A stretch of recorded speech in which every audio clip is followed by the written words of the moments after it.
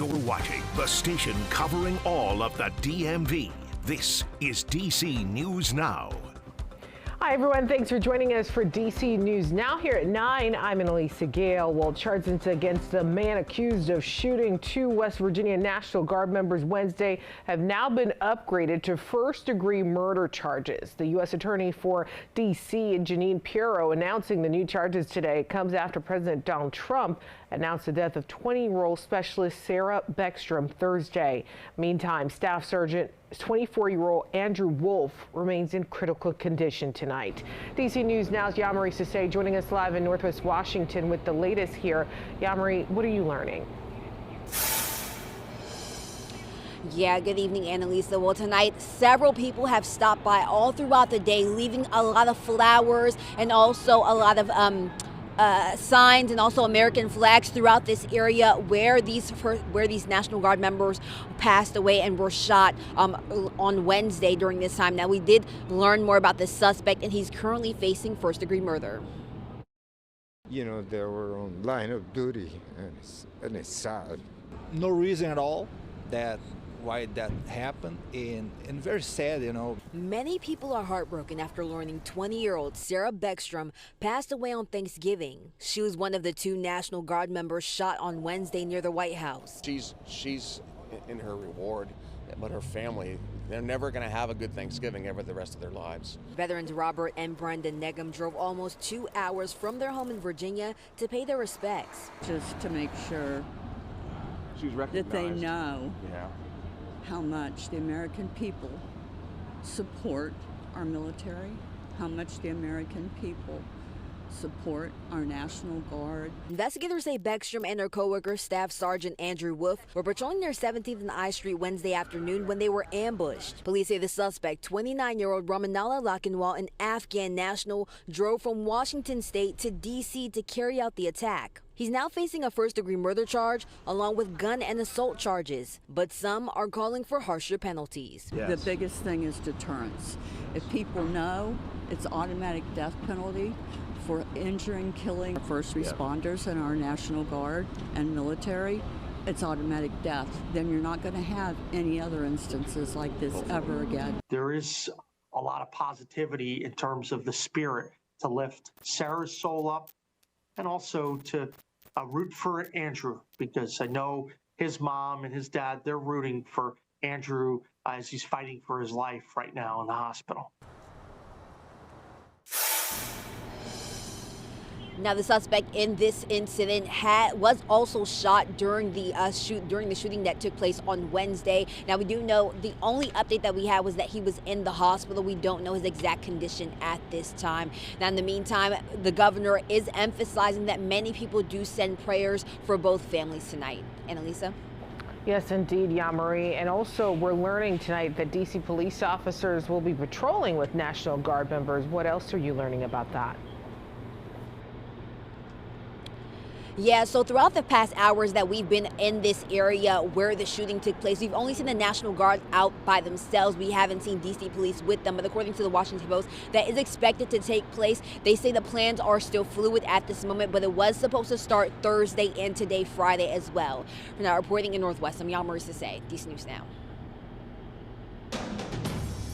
And right now, Chief Meteorologist Jackie Layer is joining us with the latest check on our weekend forecast. It's Friday, Black Friday, Jackie. Lots of people out shopping, and it was cold. It was cold out there, so hopefully everyone was bundled up before they headed into those shops. But as we look towards tomorrow for Small Business Saturday, if you're heading out for that, also want to make sure you're bundled up. But thankfully, tomorrow, not quite as windy as what we had out there for the day today.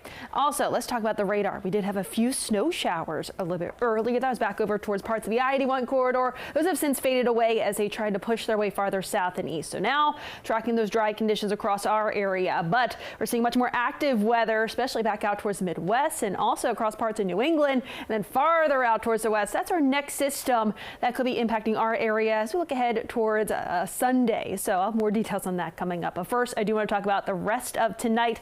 The winds still mainly out of the west, between 5 to 15 miles per hour. Gusts, those are coming down. Still seeing some gusts, though, upwards of 25 miles per hour for parts of the area, but those will continue to drop. Temperatures are also dropping. We're into those low to mid 30s for much of the area right now, but when you factor in the wind, it's feeling like we're into those 20s across the map. 29, that's what it feels like in D.C. And speaking of 29, that's the overnight low for the district into early tomorrow morning, even seeing some teens back out towards the Shenandoah Valley. We'll have clear skies overnight, allowing for those temperatures to drop, as those winds will also continue to drop too. So as we look towards tomorrow morning, a cold start, but at least, like I mentioned, we'll have less wind and we'll have more sunshine. So I'll have more details on that, looking towards the rest of the weekend forecast coming up. All right, Jackie, thank you. And happening tonight, there is another vigil for Army Specialist Sarah Beckstrom, who died in Wednesday's shooting near the White House. This is video from a vigil held for her last night. Beckstrom was a native of Webster Springs, West Virginia. That's about 2 hours away from the state's capital. At least 3 vigils are planned for her this week. Well, being a veteran myself, I feel for her and her family, and I feel a connection. She was a veteran, and I'm a veteran, and we're all brothers in arms, and I feel a connection. I feel for her and her family. And for the next 2 nights, community members will continue to gather in the heart of Webster Springs, telling stories about Beckstrom and speaking about how she impacted them. Also in Martinsburg, West Virginia, the community is rallying for U.S. Air Force Staff Sergeant Andrew Wharf. Wharf remains in critical condition tonight. We've learned he entered the service in February of 2019. DC News Now Stephen Cohen has more from the community. Emotionally, it's been a very challenging 48 hours here in Martinsburg, West Virginia, home to the National Guard base where Andrew Wharf is stationed. Wharf has been a member of the West Virginia National Guard since February 5, 2019. He is assigned to the Force Support Squadron, 167th Airlift Wing. Wharf had been ordered to the district since August. For Martinsburg Mayor Kevin Knowles, the past 2 days. Being that it's the holiday season, Thanksgiving, this has put a little bit of a stress on people. Gabrielle Davis owns an art shop on Queen Street in the downtown area. Davis says her grandson played youth sports with Andrew Wharf's brother. She recalled his fondness being shared about the Wharf family. You hear news like this all the time, and it's sad, but it's not personal, and in this case it is. So it definitely deeply affects everybody here. Meanwhile, one resident in Martinsburg says, "Yeah, it's really sad. Somebody as young as that, it's awful the way that it happened." Martinsburg Mayor Kevin Knowles says the community is displaying red ribbons for Wharf. Reporting from Martinsburg, Stephen Cohen, DC News Now. Stephen, thank you.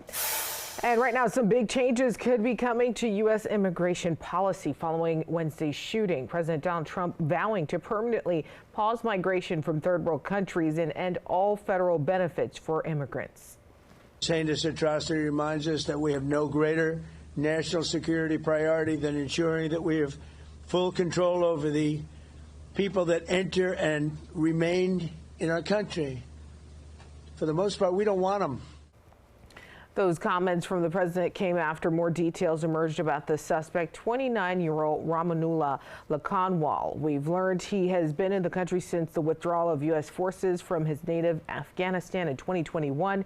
News Nation's Tom Dempsey will have more on this coming up at 9:30. And right now, we've continued to follow the very latest developments, and you can read more about them right now on our website, dcnewsnow.com.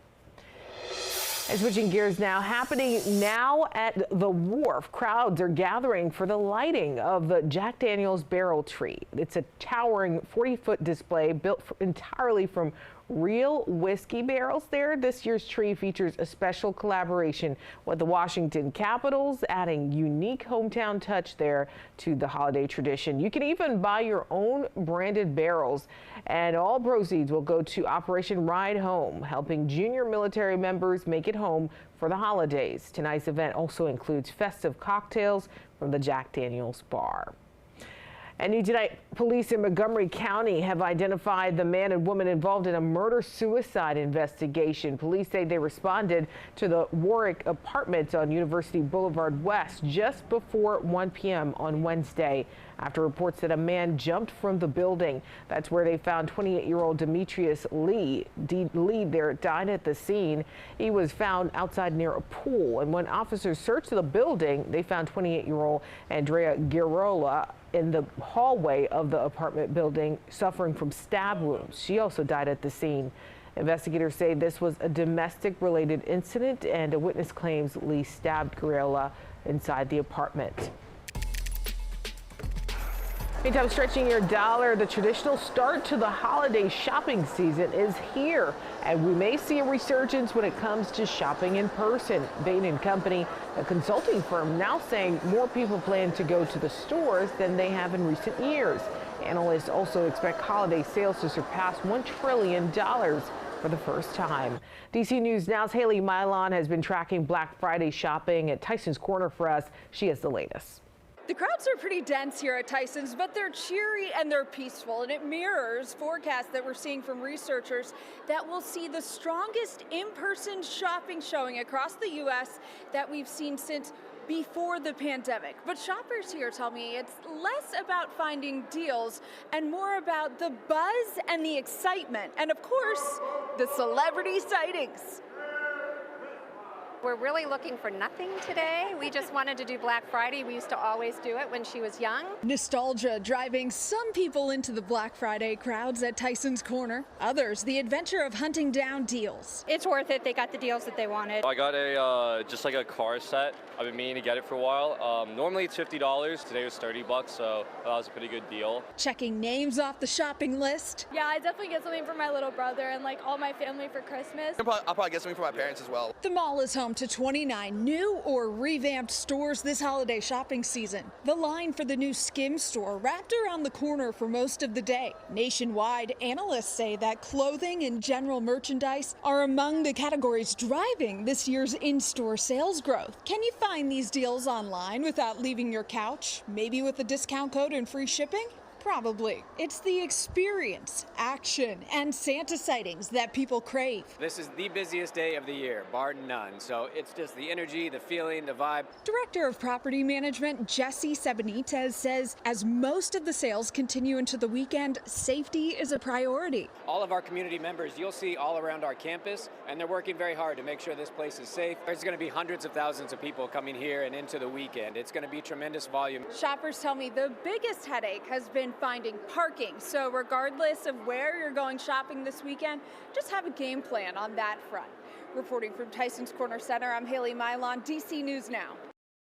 All right, Haley, that makes sense. Well, today city leaders gathered at Eight Folds Farms in Southeast Washington to kick off Small Business Saturday and wrap up National Entrepreneurship Month. That event highlighting how district programs like the DREAM Grant and the Made in DC Grant are helping local businesses to grow and innovate. City leaders say small businesses are the heart of this economy, and they're encouraging people to shop local this holiday season.